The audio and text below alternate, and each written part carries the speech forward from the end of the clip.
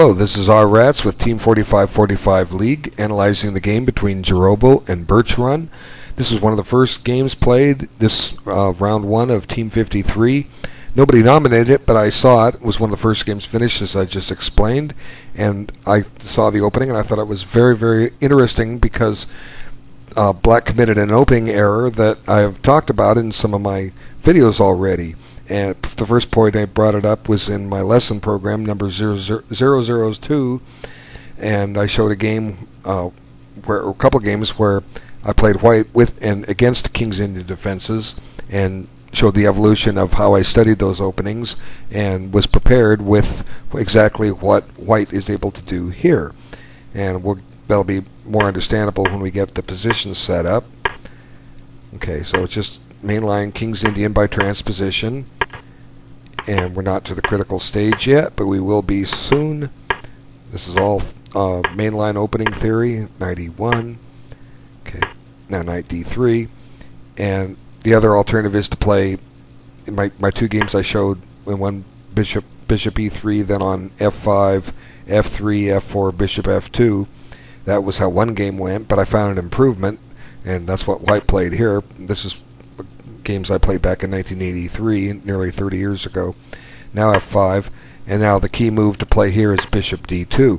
And what white is hoping for, and I reached this position, like I say, back in 1983, what white is hoping for is black to commit what has been known as an opening error, unless somehow the evaluation changed, but I don't really think it has.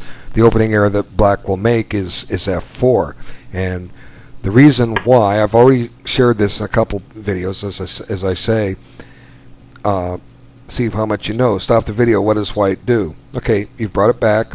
What I've explained before in these types of formations with the King's Indian, both sides have a good bishop and a bad bishop. In this case, white's bad bishop is his light squared bishop, and black's bad bishop is his dark squared bishop, and white's good bishop is his dark squared bishop, and black's good bishop is his white squared bishop.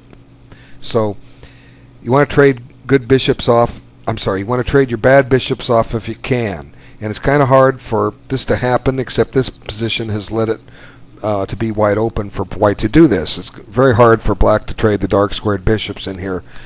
But what white does to capitalize on the fact he wants to exchange the white squared bishops or light squared bishops is to play bishop g4, because eventually black's going to have to move that knight on d7, and white will make an exchange. And that's black's best piece in this opening, and it's used a lot for attacking on the king side, and it'll be even more apparent here in a moment when we see the position clarify. I'll explain why white is so happy here he's gotten rid of that white squared bishop, and here it is.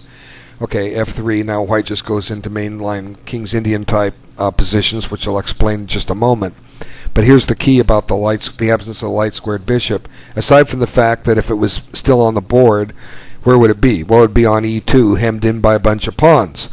But aside from it not being there, the fact that it's gone, e2 is now open. That's a square white can put a piece on if he needs to. If his king's getting in danger, e2, the knight could run there if it needs to help. The queen could go there if she needs to help. Suddenly, white has all kinds of new options with that bishop gone. He can maneuver a lot better. And then black, conversely, he's missing his because in some positions it sacrifices itself on h3, and at least it's used as support to get to g4 if there's some pawn exchanges by white. So really, theory says that white has a clear advantage, but got to play chess. So one good thing about this game actually coming up is we get a chance to see how a game would develop without the white squared bishops. Okay, so let's carry on. Well, before I do, we've reached the main formation of the King's Indian, of this type of variation, where both sides have pawn chains which block the center and force the hand of play. What are you doing? Go away. Sorry about that pop-up. Okay, so white has three files to work on. Black has 2 files to work on. And although white has an extra file, the basic theory of this type of position is it's even. Both sides have chances. And black's compensation for having one less file to work with is the fact that his at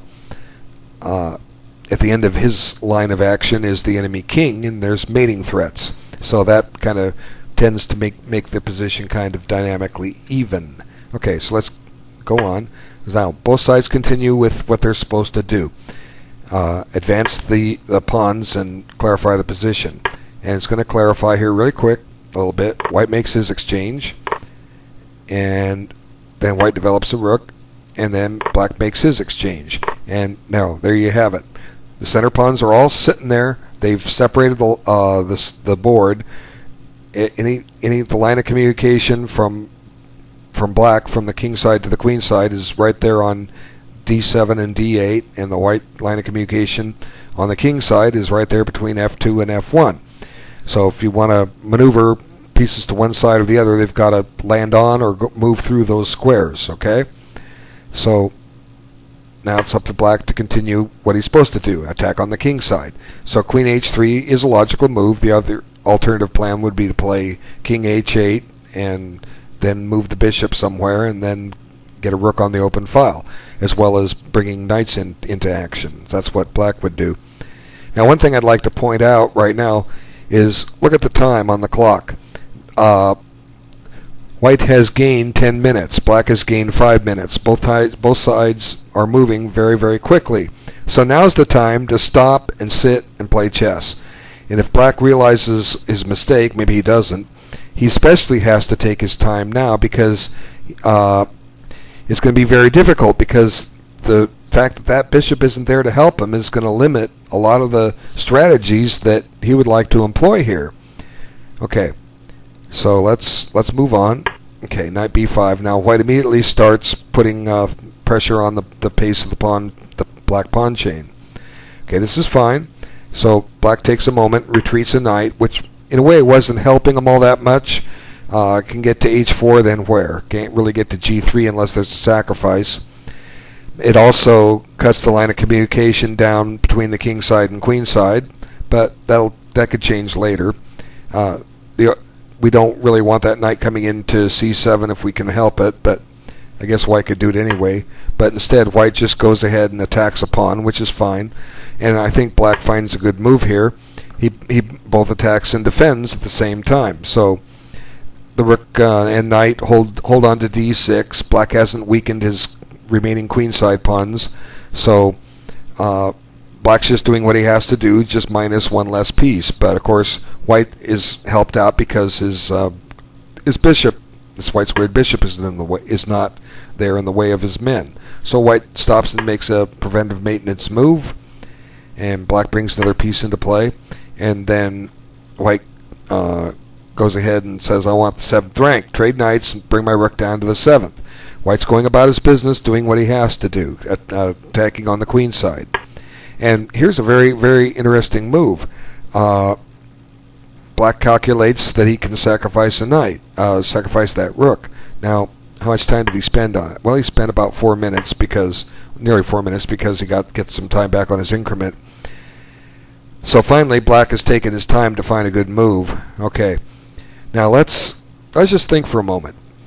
When you're playing a game, if you understand the concept of this opening, white plays on the queen side, black plays on the king side, you're off to a good start if you understand that concept. But at the same time, isn't taking the rook on a8 playing on the queen side? Well, yes, it is. But can we take it? Okay, we have to stop and calculate some variations. Okay, so let's just for a moment go ahead and consider knight takes a8. Now, in order to consider a move like this, we have to consider two candidate moves by, well, actually one candidate move by black. I think the main line here is well, actually two. We could play knight takes f3 check, and I spent some time on it. Doesn't seem to work, but rook g6 really does a good job. Okay, and it's fairly easy to analyze this continuation out. The other one's a little more complicated, and clearly white has one move here, because if he puts the rook on g2, he's mated. But the problem that white runs into is now rook g2. Now this threatens a mate on g1. There's only one way white can defend that, because trading rooks won't do it. You get mated. You have to give up the queen. You have to play queen g1. Now black just happily takes the queen, and we go on. So now it's still black's move. He's given up 2 rooks for the queen, but he's got this nice attack going. Knight takes f3 check, and if white takes on f3, he's pretty much admitting he's busted. And if he plays king h1, this knight has just so many good squares to go to. You can go to look at g5. You go to g5, and you're attacking both e4 and the knight on d3, and white's just in a world of hurt. So good move by black, but white has time to defend, and he doesn't have to get greedy. Instead, he found a perfectly good move. And at this point, unfortunately, black just kind of throws the game away, but he's still lost. Let me just show you what he did. He gave up the rook, and now he doesn't have any compensation for it. But what else is black going to do? And I'll show you. He can trade this queen now, and unfortunately, that's the end of his attack, and that's one of the drawbacks of having gotten rid of that white squared bishop. And what are you going to do now? You got to deal with the rook. So, it's ugly, but let's just examine this. Rook takes, or knight takes c7, rook takes c7. Black can't play rook f7 here because d6 falls. Rook b8 just looks awful passive. We could play b5, but then the pawn on a7 needs defending. White just got this tremendous endgame. Again, if you go back to lesson 001 or 002 on my program, you would see how I won a similar endgame like this, where we traded everything off, and black's attack is never materialized, and he was just defending over on the queen side, and white just comes in and eventually wins some material, and that's it. So really, white has a lasting initiative here. There's really not much black can do. It's just a white game. The attack is essentially over, kaput. But let's just show what happened. Okay, so that's kind of a quick defeat, at least in this position, to only, after allowing bishop g4, to only be able to survive about 10 more moves with a playable game. Because clearly, if white hadn't played queen takes, queen f1 and grabbed the rook on a8, black wins. But white played it correctly, and black really had no hope. Now white calculates he can take the rook. Black has enough, doesn't have enough here. White has resources, and the game is still going on. White still has more time than he started. Black's taking a little more time, but not too much. Now we're planning to get the knight out. It's got flight square on e6, which is a perfectly good flight square. Wow, look at that. Where black's ahead, black's down a whole rook, and now his queen is cut off from coming over to the king side. Well, I can't even get there by g7. So the game is resignable at any time here, and then white just starts finding good moves. Take a pawn and win a piece. Now the rook's under attack, and really black doesn't have enough compensation here for all the material he's lost, so he just gives a piece, and white happily takes it. Now there's a threat on g2, yes, but white has ways to deal with that too. We can get the queen out of there with tempo. Now, so what? You check. What's your follow-up? Well, there is none. Okay, so it basically comes down to where black is down a rook and a bishop. White has a pass pawn on d5, which will come into play soon enough, not just yet. And black's pawn on g2 is in the way. Yeah, it's a great pawn to have, but black doesn't have any way to follow up and help that pawn. So white just grabs another piece, and it looks impressive that black's gotten somewhere, but really black has gotten nowhere because he doesn't have any threats.